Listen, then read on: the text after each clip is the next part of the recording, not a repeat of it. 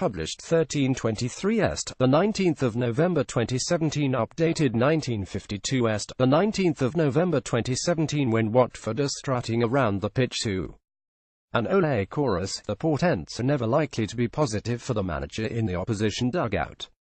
40 minutes into his first match in charge of West Ham, this was the unfortunate fate to befall David Moyes.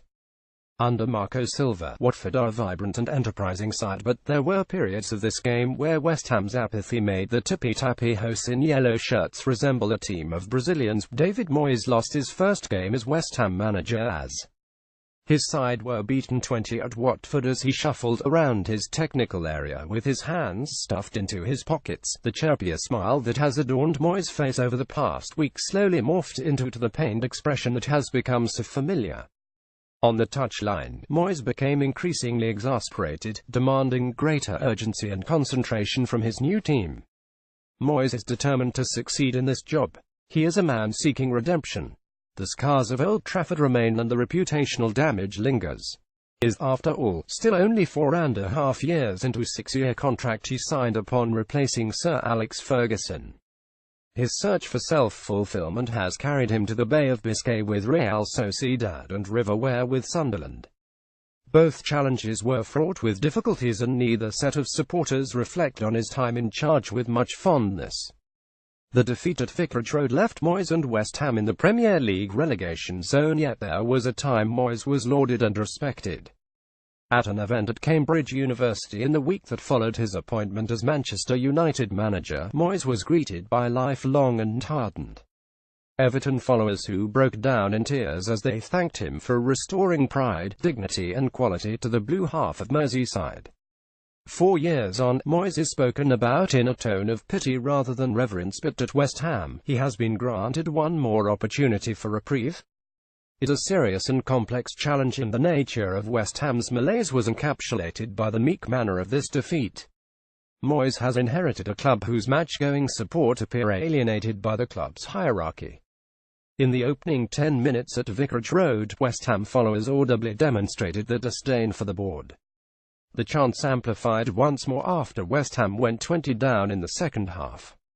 Beside the press box, one Watford supporter leaned over and frowned. "I never thought I would feel sorry for Moyes, but this is some job on his hands."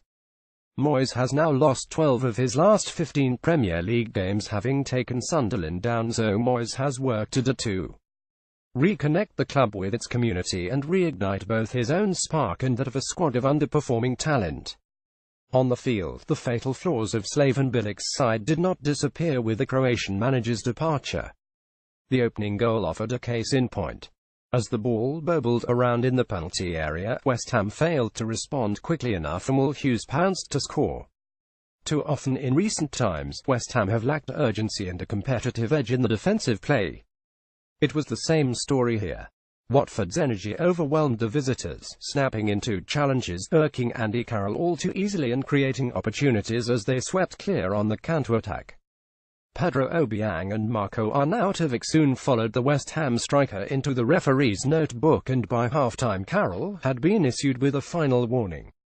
Moyes was unfortunate that Watford's second goal arrived just as Diafra Sakho was ready to enter the pitch. Yet there was only a brief flurry of concerted pressure by West Ham either side of half-time, and as chances came and went, Moyes cursed the sparkling form of Hurello Gomez in the Watford goal. Will Hughes scored the opener after he pounced on a bobbling ball in West Ham's 18-yard box, yet to not let Gomez highlights. Real fool you. Watford were the better team, with a more resolute defence, the more combative midfield and more confident front line. West Ham lacked a creative touch, and Moyes did not bring the best from Manuel Lanzini, who operated to the left of the front three but often neglected his defensive duties as Kiko Femenia raided forwards on Watford's right side. Lanzini must be returned to a central role if West Ham are to prosper, and with Javier Hernandez sidelined, Carroll may need to make way for Sakho. Certainly, the striker's relationship with the supporters seems shattered. His recent comments challenging the fans' decision to leave a game early triggered taunts following his substitution here. Andy Carroll, "Well, stay till the end," the away end bellowed out. Friday night at home to Leicester must bring instant improvement. This will prove to be a toxic beginning to another demoralising chapter for Moyes. Richarlison scored Watford's second before the hosts finished the game with some ole football.